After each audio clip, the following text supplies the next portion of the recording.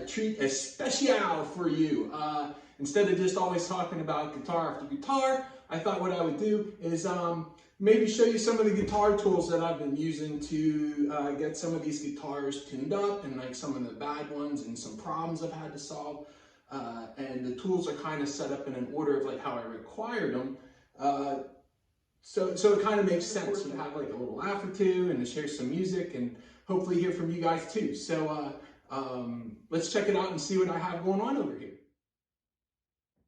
So this is probably a spot where most of us got to pretty quick when we started out, right? Like we had to change strings. So we got string packs and the little pair of pliers and the string winders that are by the counter at the music store when you're buying all sorts of stuff.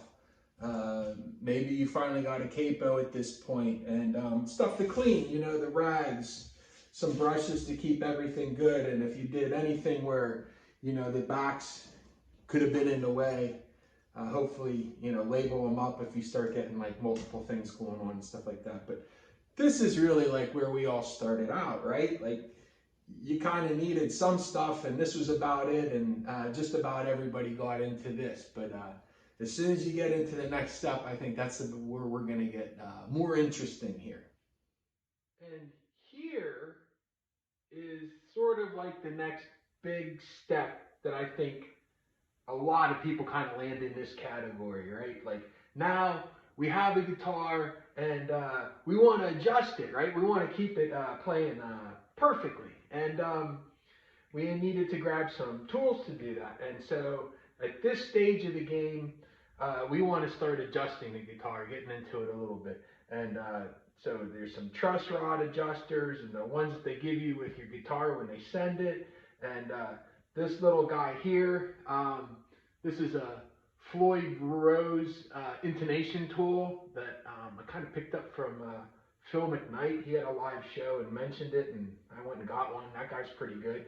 But the biggest part we want to do at this point when we're adjusting is measuring. Like that's the key. Like you have to measure what you're doing or seeing what's out or maybe why you don't like it so much. And with that, like, you know, the first easy one is like the little metal card that's a bit accurate and it has the measurements on it. So now you can check your string heights for your action and stuff like that. Learning how to do neck relief. You're going to want a couple things. Like this is just a feeler gauge, right? And it's not from a guitar company. It's just like a Napa one. I'm sure it's not very expensive, but it has all the feeler gauges that you would need. Capo, if you hadn't got one now, you might want to get one. They come simpler than this, but that's how you would probably want to measure neck relief. You know, maybe using a capo, it makes it a little easier. Tuner, of course.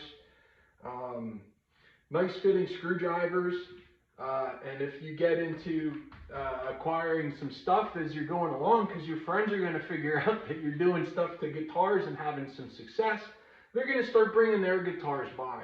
And if you end up with some spare parts, you know, it's like really handy to like just keep these labeled up and stuff, so it makes a lot more sense, so you don't just come up with like a big bin full of stuff that you can't figure out what it is. It'd be a nightmare at that point. Hopefully this isn't framed, but like, you know, the blue thing, that's a nice soft mat to work on now as you lay guitars down so you're not damaging it.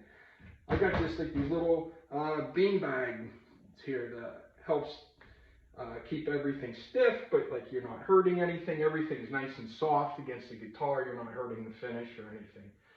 At this point, you're going to want to get a pacifier also, because at some point in this stage in your career, you're going to have a guitar that's just going to go berserko on you. And it's just best to take that pacifier, stick it in your mouth, go lay in the corner, and just let some time pass and come back to it, because you don't want to just keep cranking on it and fix something that you do, because that will take 10 times longer. So it's definitely at this stage you want to learn to be patient and take your time and make your measurements and learn how to do your adjustments. We won't talk about how we're doing the adjustments right here, but you know, like a decent set of tools that fits good, and now you're adjusting stuff. And you might also be into where you're just starting to like the lubricant, you know, if you needed to get a little grease in spots, a little touch of oil, you're doing that. Maybe you're getting the polishing your frets too. A couple abrasive rocks, and it's when you start getting into the, you know, the fretboard protector, so you can work on the frets, clean them up a little bit better. Here's one I built before I had them. Ordered some, it worked fine. Plastic fork, if you have to get the strings out of your way, you know, you put that on the bridge. As the strings are loose, you can take the strings, bend them around there. But if you get past this step, then the next step's like pretty serious, because now we're getting into stuff that becomes subtractive from the guitar. Okay, and now we're getting into some of the files. And I'll name off what some of these are. This is a 6-inch fret leveling file. Very flat, fine cut metal file for removing some material from frets. Another measuring tool, a fret rocker. This is a fret end file. This is by Fret Guru. And one side is very smooth, so you don't damage the guitar. One side has a very fine file. Smooth again, and then another file. When you're removing material from a guitar, boy, do you want to take your time. You can't get it back on. And this is a crown file. You can see that it's got 2 little sizes in there, and to help put the crown back in after if you have to take some material off. The fret protectors, some stones. You can see these are kind of hard. Some more files I have around that I had from used to do some like metal art stuff, and had them around. Finer stuff. This is stuff you can get at your you know, your local market, just like stuff for your fingernails, really, and they're cheap.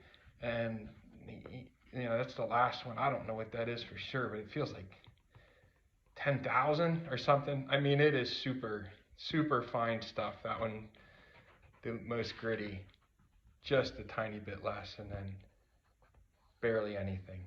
The fork again, get your strings out of your way. Some tape. You want to start protecting the guitar now, and boy, hopefully not. I haven't had to use or get into electronics too much. I've been lucky with that.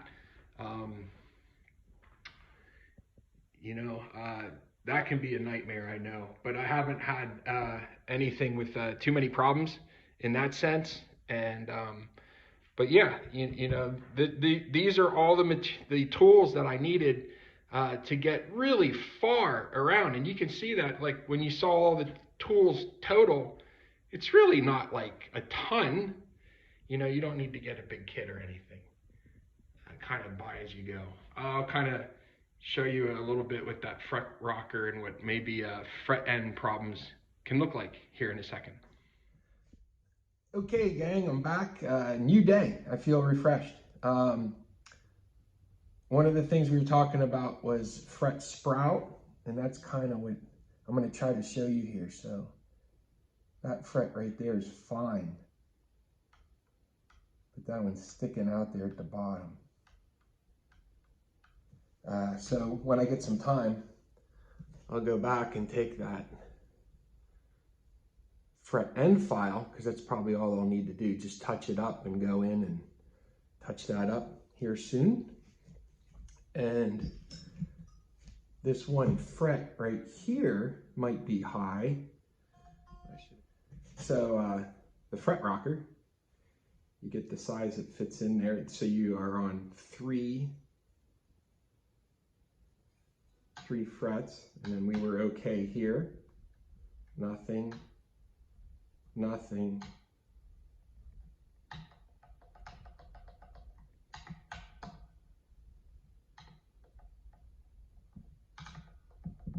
A little bit.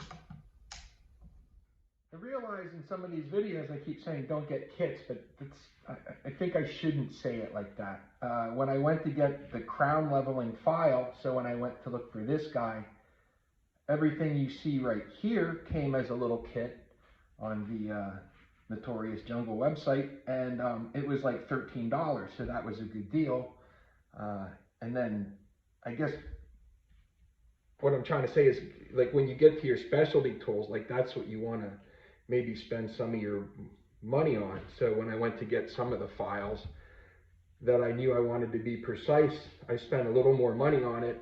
And then the specialty tools, like the Floyd Rose intonation tool, you know, just such a help. Like, you'll end up spending your money on tools like this more than just trying to get one of those generic giant, you know, $40 kits, and I don't know how much of it you'd actually ever really use.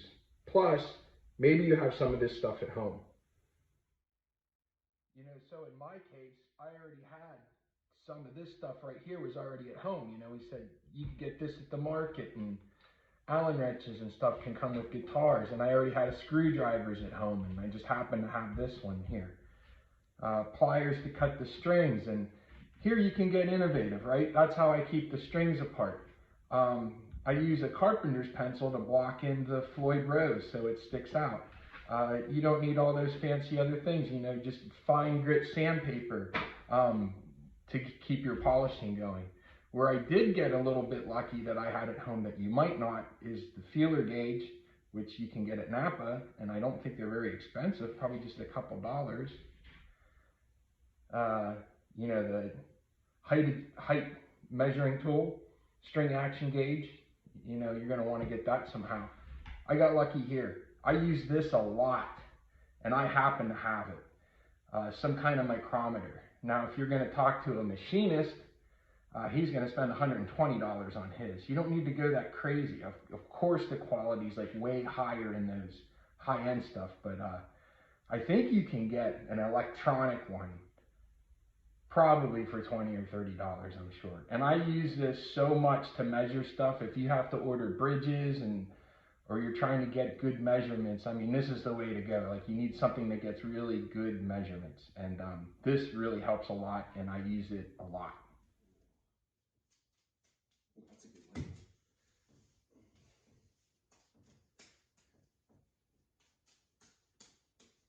one. The other biggest tools that we can have in our tool bag is information, right? Like if we know the numbers with the measurements we're hitting, obviously we can just get stuff dialed in. And so information on your computer with the guitar that you're working on could be a big deal, you know, so you could get maybe like a string height or a neck relief number. So it gives you somewhere to start, and then you can play with that and get some feel. But the biggest single best piece of information I was ever given that I'll pass along, that seems like it's something I would like to throw in this video, is this acronym called TRAIN. And what you really want to do is you want to get your guitar in this order. If you don't do it really in this order, you're going to start chasing your tail around. Like if you try to set the intonation before you set the relief, you're going to have to go back and set the intonation again once you get the neck relief in. So going in this order is ideal. So you want to tune it to the key that you want. So standard's E, but if you're doing E flat, D tuning, you know, whatever, like tune it to where you want to be. And then you set your neck relief, then the action, then the intonation, and noodle. Play around with it for a while. If you made some adjustments, definitely let it sit for a while, let it settle in, and then check it out again. Because sometimes, especially with the neck, when you start moving it around, sometimes they adjust for a while and settle in. So give them a day sometimes when you do some adjustments, and come back and play with them for a bit and see where they're at and do your final tweaks. And I think you're going to have a lot of success with this.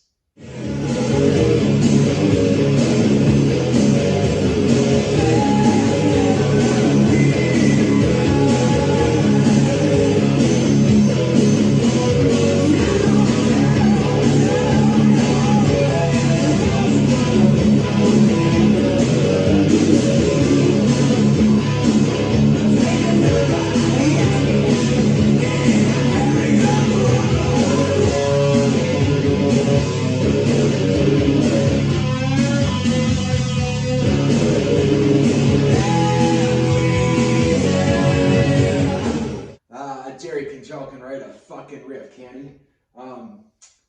So there's a couple other things that I didn't bring like the whole kit and caboodle down into the living room to show you everything. So like, you know, a soldering iron is gonna maybe be a part of your toolkit too.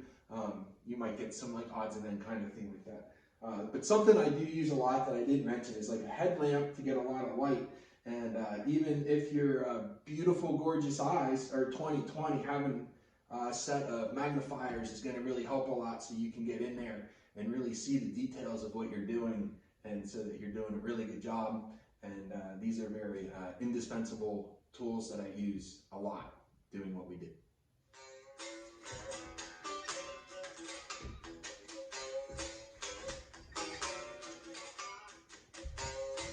I don't know. Thanks for hanging out with me again. That's a lot of fun. You know, having a lot of fun making these, and I hope you are too. Till next time, you are a rock star. Start acting like one.